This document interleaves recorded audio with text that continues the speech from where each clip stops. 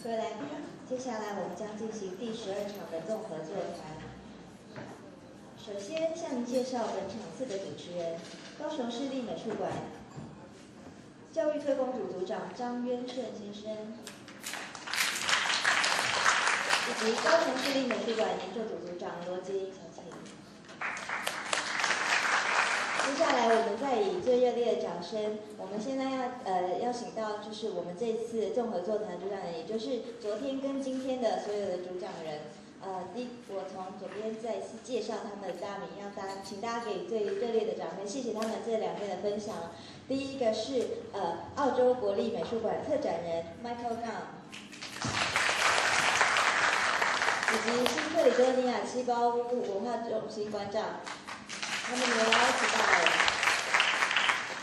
以及昆士兰当代美术馆策展人 Bruce McDougall， 以及南岛当代艺术策展人以及重要的学者 Susan Cochran， 还有高雄市立美术馆谢佩妮馆长。接下来是南岛文化的重要学者 Karen Stevenson。以及刚才第11场的主讲人云丽丝老师，李韵仪策展人，以及当代夫郑若。那么我们接下来就将时间交给我们的主持人。好，各位朋友大家好，因为我相信听了1天半的时间，大概时间上我们的时间很紧凑，所以有很多 Q&A 的时间就跳过去了哈。那我想我在这一场我的角色跟兼组长的角色就是帮大家服务，那看看这1天半来各位有没有相关的问题要跟我们在座的策展人提出来，或是与会者提出来。那我想现在我们就开始，好。那不然好，那因为那个 Susan 他还有一些想要跟大家再说明的would you？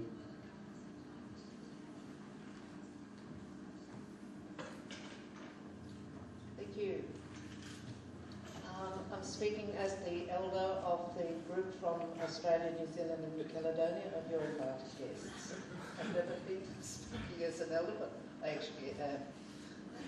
So, on behalf of our group, first of all, I would say thank you so much to Beatrice and all of the team of KMFA for the wonderful reception that we have had here. And privately, secondly, to say that privately, among ourselves in our discussions in brief moments, that we are all deeply impressed with the commitment and the dedication and the significance of your of you all as Austronesian art community. We come from different backgrounds in different countries in the Pacific and the South where this is not recognised, but I think that we are all now committed to do our best to assist you with the further recognition of the work that you're all doing collectively and individually.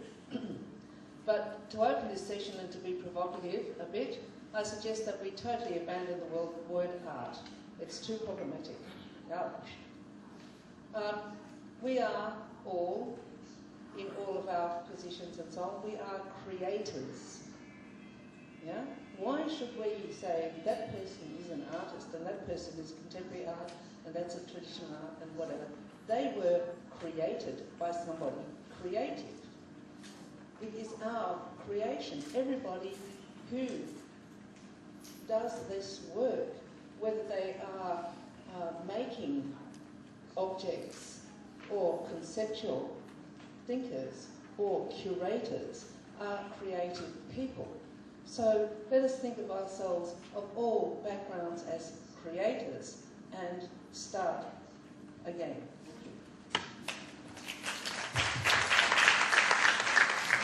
谢谢主持人不然我们就依序再来邀请，有没有？没有。OK， 好，那各位在座的朋友有没有什么问题要提出来的，或是说这几天要跟大家分享的？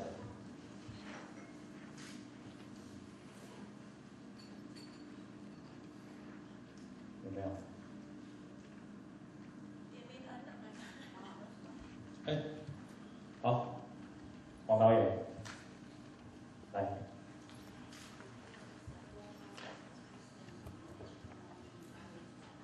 大家好，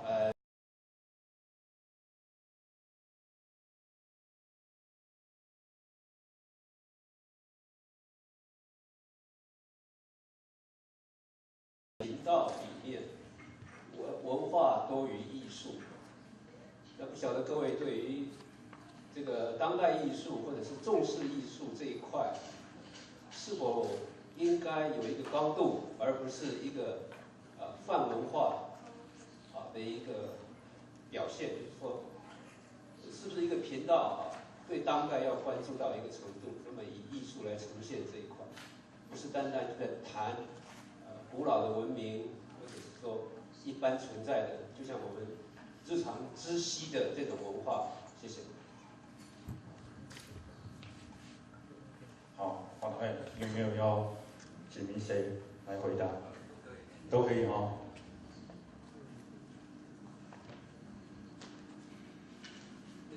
The anyone? This is the word games again. When we say, traditional contemporary, I think that we should mean only in the sense that contemporary is the art of today. That anybody who's creating work today is one of your contemporaries. Yeah? They are living at the same time as you.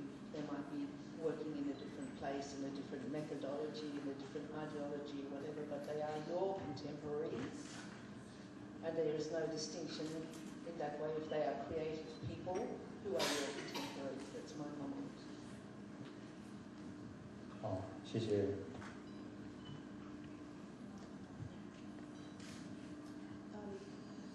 Thank you for your question. I think it's a very difficult question because I agree with Susan, anything that is made today is contemporary.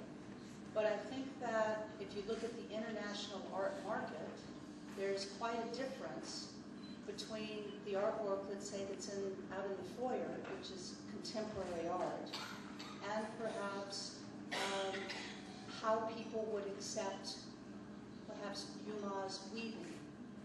Because there's, within a Western mindset, there's a difference between what seems to be fine art and more of your craft or traditional arts.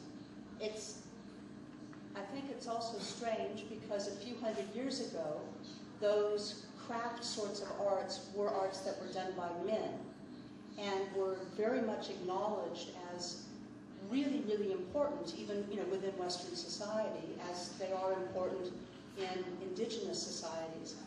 But for some reason in the 20th century, they became more associated with women, and for some reason became seen to be lesser. I'm not saying I believe this, but I'm just saying that within this kind of art world attitude, I think that this is something that we have to really overcome, that we have to convince the art market that all of these arts are valid, and not only valid, but really, really important to the people who create them. So I think that hierarchy in art needs to be thrown out the door. As Susan is saying, the terminology needs to be thrown out the door, but it's something that we're still struggling with.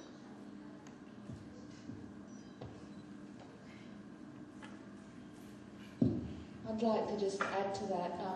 We at the Queensland Art Gallery do collect textiles, and that is a problem, how the audiences are able to take those within that contemporary art context.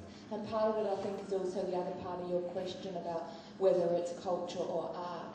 And for us, we're very, very aware, also to bring back some of Mike's comments about bringing the blood back as well as the bones. How do you make that culture visible within an institution which is about art, and that's quite a difficult thing.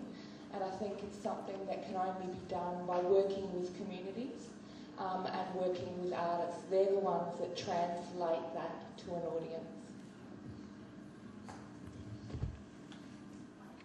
Anyone else? Thank you. I keep thinking about what we mean by Austronesian and what distinguishes Austronesian contemporary art from Taiwanese or Australian contemporary art. And the link, what makes it Austronesian is that continuation, the link with the past, and to looking back at the work of the ancestors, maintaining this direct connection. To me, this is the essence of Austronesian art. That it can become a flowering. It doesn't need to flower the same way. These bones can be built on. But so long as the link is there with the old bones, the new flower that grows from them can be, I think, clearly thought of as Austronesian.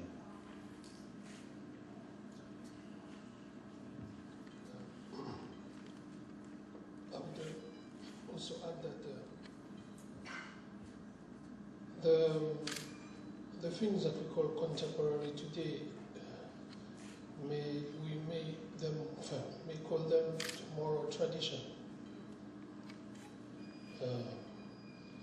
because it's a process that engages the people who see the work.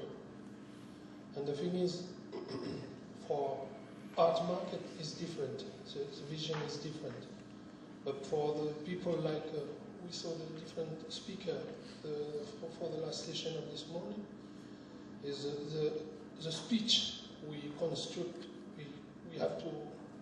We construct on the object, because the object do not have a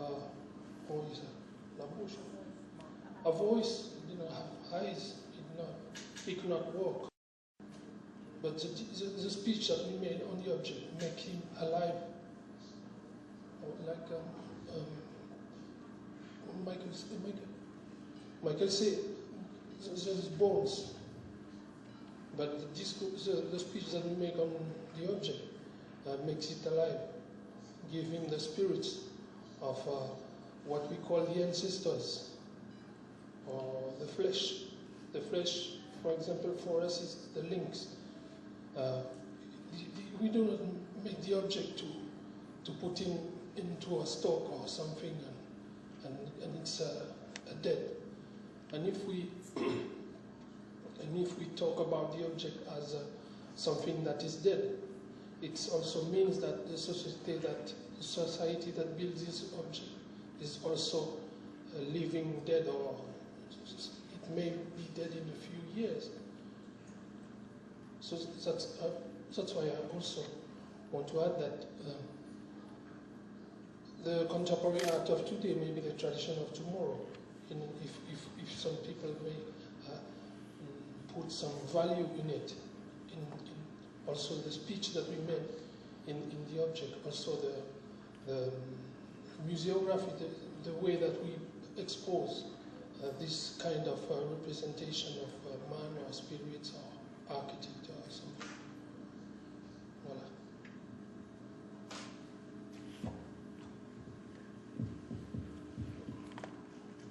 Yeah, Emmanuel just sort of put my mind on a different path, like where you people here are very closely associated with Austronesian art. It's in your family, it's in your life experience, it's within your knowledge. It's an intellectual space that you explore, yeah. And so we come from outside that tradition. In the Western way, are drawn to the attraction of the object, its form, its content, its history, its place in an art market and museum hierarchy. But I think that we all have to remember is that every object has not just an art market value, it has a cultural value, a heritage value, a symbolic value, an aesthetic value, all other kinds of spiritual value, and all of these dimensions that are around an object, and these are part of what makes its life essence and its blood and makes it a living thing that's associated with us very closely and personally. Actually, I'm not sure if the interpreter had interpreted it correctly, because I would like to rephrase the question if it's possible. Knowing Director Wang has been the former director for National Endowment for Arts and Culture, and also was sitting in the board of public television. So it began with his question that he was told by quite a few Aboriginal friends that after watching the Aboriginal channel, television, they realized that there was so much to do with culture, cultural factors, and so on, in comparison with art. So he was asking that, shall we maybe not counterbalance, shall we, will it be an issue? And so he's asking for, shall we hold an attitude? It's not really about the hierarchy. And so on top of what I understood, I'm not sure if it's more correct also. So I would like to respond on the institutional level. And allow me to speak in Mandarin Chinese, maybe it's easier for our audience. 因为我不太清楚是那个我们的这个口译是不是把前面的这个背景讲清楚。那黄导，因为大家知道他是前国家文艺基金会的董事长那也是前公共电视的这个董事所以因为在座的各位刚刚都没有谈到可能机构式的机关式的这个，那我是一直非常担心，就是我们是把这个文化和艺术当成两个一分为二的那为什么我们今天包括我们为什么定这样子研讨会的题目？因为很奇特的，就是在台湾，像包括我们外宾刚才都一再的这个称赞说，这个南岛艺术或者说这个原住民的这个相关的一切是活生生，而且非常生猛是存在我们彼此的生活和生命的这个里头。那但是很奇特，就是说在博物馆、美术馆，通常都是只收藏这个文物把它当成是已经死掉的这个已经是 passé， 已经是过去式的这个一切那所以刚才他们也会回应到这个议题，就是说是不是可能不要只要留下骨架骸骨不要把它标本化实际上是把这个有血有肉的部分再带回来。那其实高美馆也好，或者说我们一直希望借此在呼吁的就是在这里南岛也好，台湾的原住民艺术也好，甚至我们观察到环太平洋地带的这些这个岛屿的这些艺术家和他们的这个艺术，始终都是非常真实生猛，而且持续不断的这个发生，它并没有一分为二就是说文化的归文化，这个艺术的归艺术。那当然，如果对公共电视来讲，或是原民台，甚至包括任何的公部门公立美术馆、博物馆在操作这块，最安全的方法就是保守去谈论 close chapter。那当然是谈文化的会比这个去这个呈现，或是这个去甚至背书我们说最重要的词是来处理当代或是艺术的问题，因为它还是一个 open-ended。open 是还是开放的结局的这个部分那文化很多部分，因为它的这个不管它从 tradition convention， 或者说我们去探讨文物习俗的这个部分，反而是可以比较封闭甚至有一些部分是盖棺论定。但是任何一个这个我认为任何一个组织啦，包括每一个族群都必须要与时俱进。那这个尤其在我们刚刚跟各位这个分享或昨天分享的很多台湾的这个原创的艺术家，各个领域的艺术家一再的提醒我们的说，就是不能标本化那他们在 with all respect 在尊重那个，而且 on top of all 的这些就在这样子这个传统或一切的文化的基础之上，他们还是不断的用这个合乎时宜的这个方式，或是最方便沟通的方式，继续这样子传统。所以那个七宝屋馆长才会提到说，再度的提醒我们说，这个其实今天的一切的作为都可能是未来的传统。那这也是昨天我第一场跟各位分享，我们在操作这个时候，我也深深的相信。其实所有的经典，所有的这个经典艺术，或是这个所谓的传统，它都曾经是当代，那就是我们回应过去的方式那这个到最后，只要经营得宜，而且它真的是超越现在的想象，和超越过去的这个企图心的时候，到最后它是绝对具备跟未来的千年万代沟通的这个能力，所以对我来讲，不是可能这个不是市场的问题，这个是态度的问题因为黄导刚才问的是一个高度，我们是不是要具备这个相当的高度来看这？那拿破仑最有名的这个一句话就是态度决定高度，所以这个是你有什么样的态度，你就会经营出什么样的局面。那我当然还是特别是在圆明台决定独立出来。独立于公共电视之外的这个 timing 上，我在这里也呼吁在座的所有关切原住民发展的这个台湾朋友，包括这个我也很希望了解这个原住民朋友的本身到底是有希望有这样子的这个新的局面，到底有没有必要，或者说用什么样新的态度去面对这个未来那去超越过去。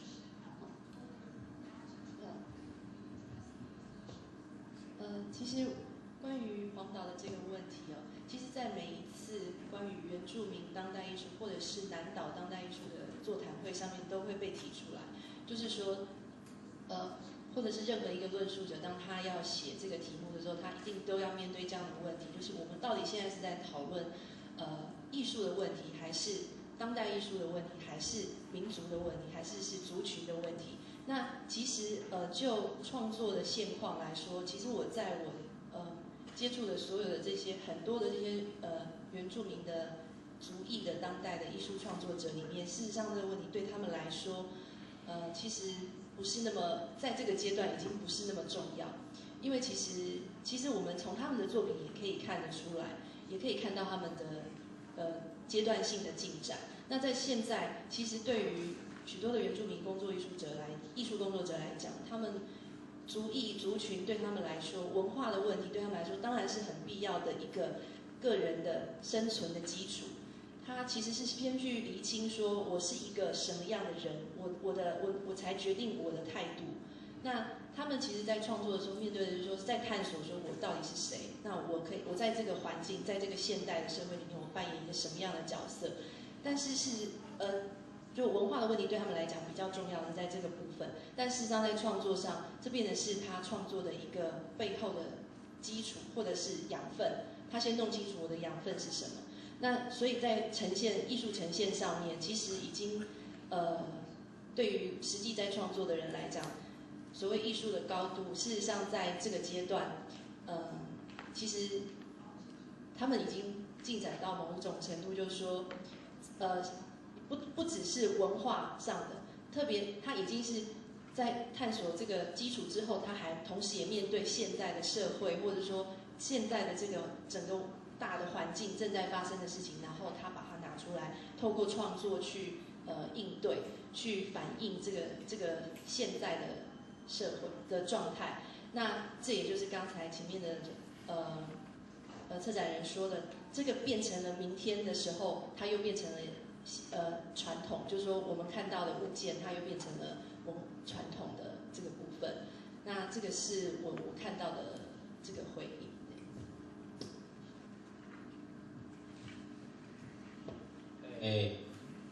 针对这个议题，因为我也常常被问到，所以我试图，但是我常常跟他们讲，艺术跟工艺有什么差别啊？因为他们说原住民没有艺术家、工艺家，那我常常跟他们讲，我就说，当你在做椅子的时候，你不要放在人去做，你把它放在墙壁上架一个框，它就是艺术，是不是这样？我不晓得。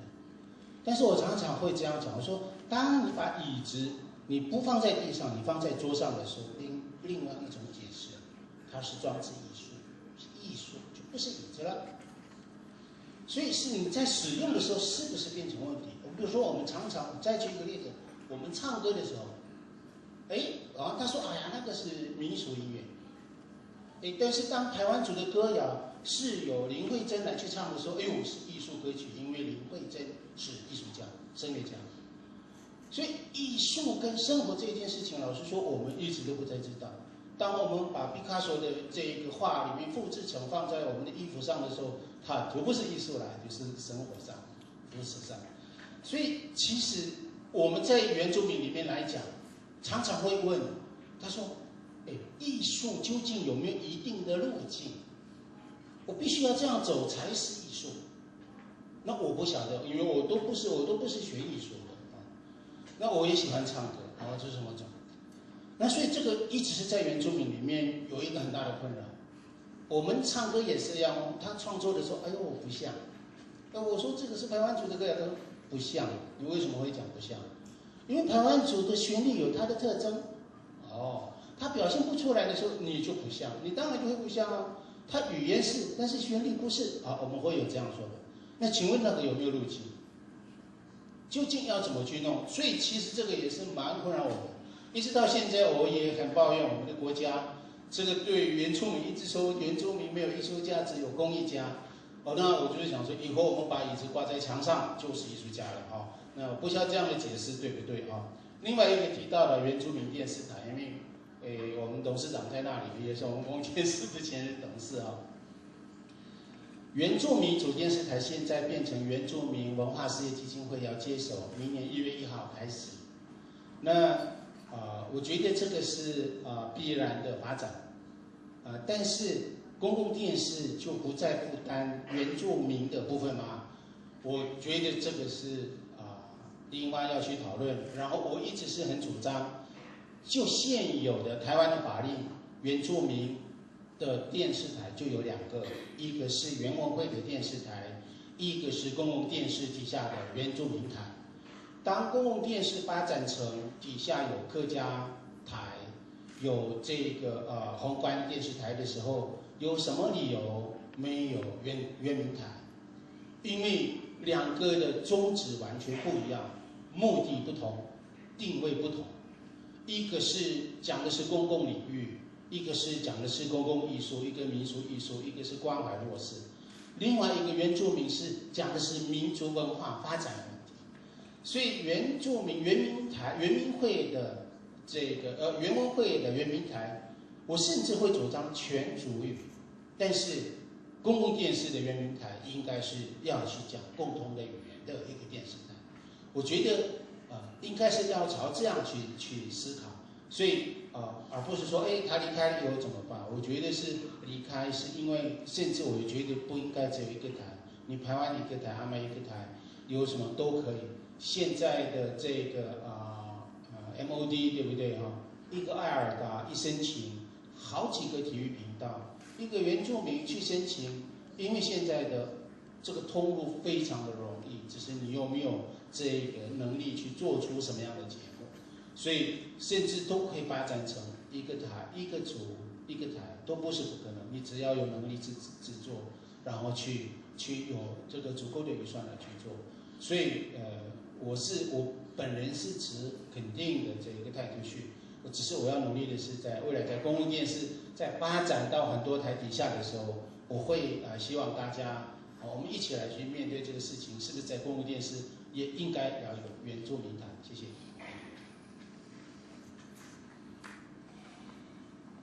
对不起因为大家说好像因为自己是在主流的同化下，同化的蛮成功的，还好这个思维还一直有生命的方向。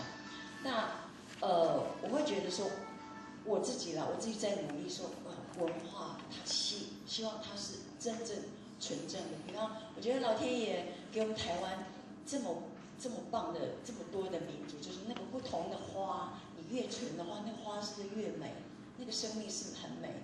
那我会觉得说，我一直在努力说，尽量把老人的智慧、老人留下来的给下一代，不然下一代你没有的话，就一直稀释掉了，没有自己的东西。你看我们放眼望去，就是自从文化复振中，好像很多东西，尤其艺术品啊，不管是那个，好像都有别人的影子。那我会觉得说，是不是来自自己那个纯正自己的那个东西，跟祖先的连接，那个生命是不是是比较好？谢谢。好，好，豆豆，对不起，好，我想时间的关系哈，豆豆你的问题提出来以后，就最后一个问题了，好。不是要提问题。是，好，心得发表。